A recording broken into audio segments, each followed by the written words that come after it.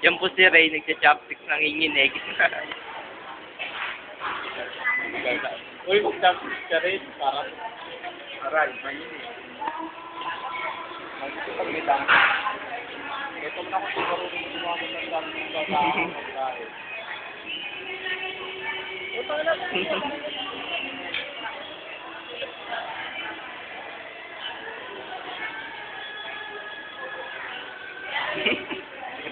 Ang inginig. Pantalon siya.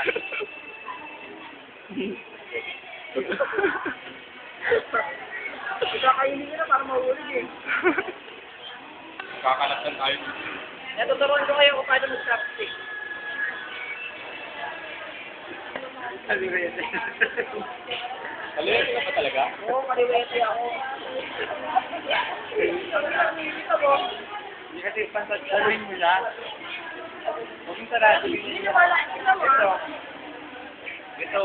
Ngayon mo na lang mo. Kaya subo. Kutsara na lang ako. Wow. Chopstick. Ilan na lalaki.